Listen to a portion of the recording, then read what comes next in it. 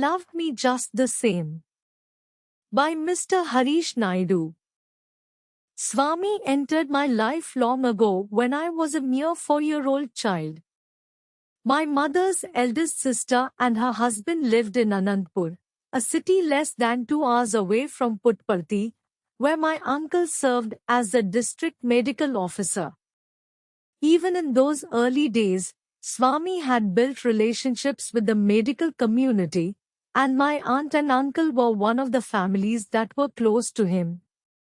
Once, Swami was going to visit them and stay at their home for a few nights, so my aunt and uncle invited our family to visit and meet Swami.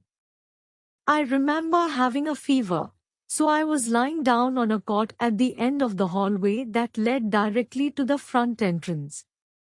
When Swami entered, he walked straight toward me, pinched my cheek affectionately, and then went on to meet the rest of my family in the living room next to the hallway. I learned later, on that night, my mother had been fretting about my fever, while my dad didn't seem worried. Instead, he said, "Look, you're in the district medical officer's house, there's nothing to worry about." His remark led to a bit of an argument. The following day, we all had an opportunity to take photos with Swami. When it was our turn, Swami turned to my parents and asked why they had been arguing all night. My dad was taken aback by this question. He had no idea how Swami could have known about their argument. This experience strengthened his connection with Swami and was the initial catalyst for his spiritual journey. Growing up in the fold, my mother grew up knowing about Swami since her mother was a devotee, but my father had always been an agnostic, never believing in God. However, he was very kind in spirit and constantly sought to help and better the lives of people around him. In the late 1970s, my father volunteered for the Tamil Nadu Sri Satya Sai Seva organization. He was part of the volunteer team helping transport materials for constructing the Purnachandra Auditorium in Prashanti Nilayam. Swami was very involved in this project and often came to the site to watch the work and speak with the workers. While carrying a heavy load of bricks over his head, my father stepped on a thorn that pierced his foot. Right at that moment, Swami was passing near my father.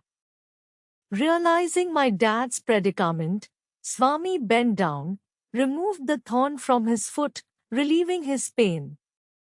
That memorable moment of Swami's compassion and love moved my father and touched his heart so much that despite his lack of belief in religion at that time, he found himself very much drawn to Swami by the magnificence of his love. It was at this point that my parents began to devote themselves to Swami fully and became dedicated to doing his work. They visited Prashanti Nilayam countless times every year, even when there were no comfortable accommodations or amenities, and they took my brother and me along with them. Eventually, my father took on leadership roles in the Sri Satya Sai Seva organization, and my mother began coordinating the Sai Spiritual Education (SSE) program for children in Tamil Nadu. Under her stewardship, countless children learned about Swami and his teachings, and many of their children also participated in the Sai organization. I had the immense privilege of getting a front row seat to my parents' spiritual journey and many private conversations with Swami. I witnessed the valuable personal guidance he gave and the overwhelming love Swami showered upon them. Ultimately, his love was the sole reason my parents became his devotees and dedicated their lives to serve in his mission. Watching this transformation was truly amazing, which is a source of inspiration for me even to this day.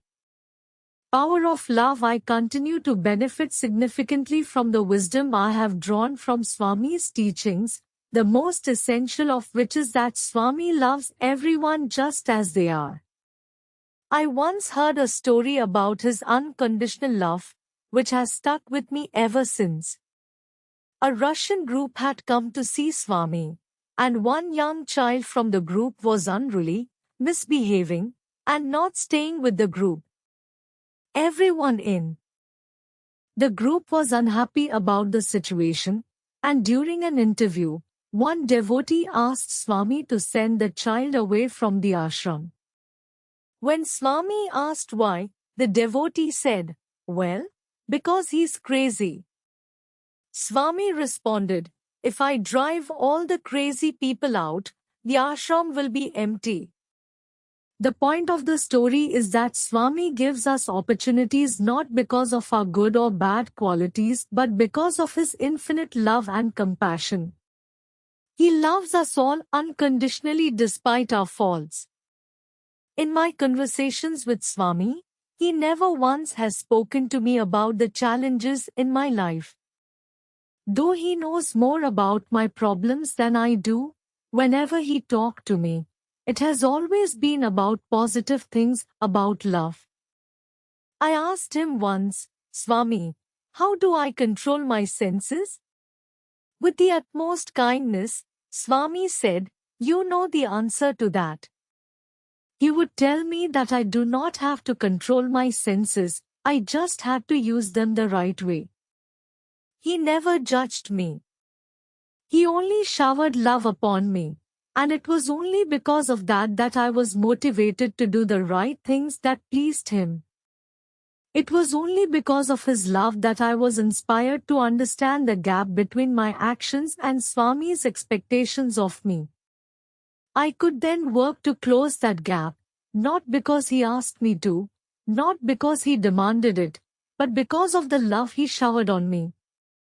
It is not always easy for me to express love. I still struggle sometimes. I recall one instance when my wife and I were sitting in front of Swami.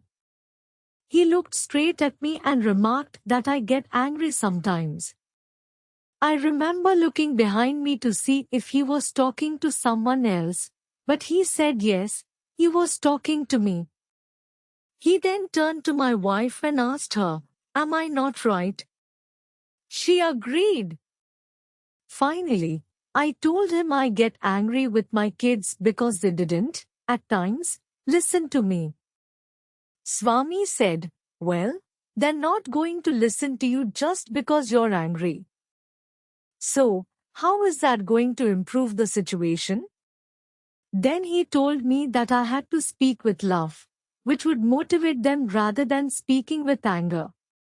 It is vital that we learn to understand love. Swami's life is a beautiful example of practicing love for love's sake.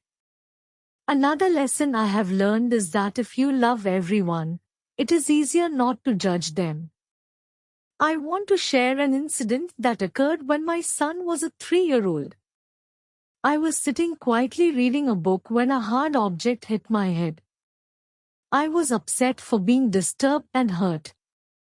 I looked around, and it turned out that my 3-year-old son had playfully thrown a small marble at me.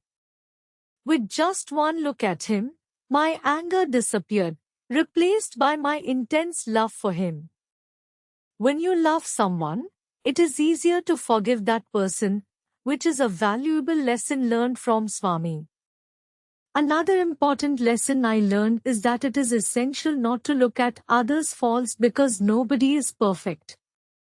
What is the point in looking at someone else's faults when everybody has them? It only makes it harder to love them if we keep finding faults in others, whether a stranger or our brother. In Prema Vahini, Swami emphasized that we should practice this to nurture divine love. I remember how Swami exemplified this so beautifully, as he never looked at my flaws. He always loved me just the same. Mr. Harish Naidu,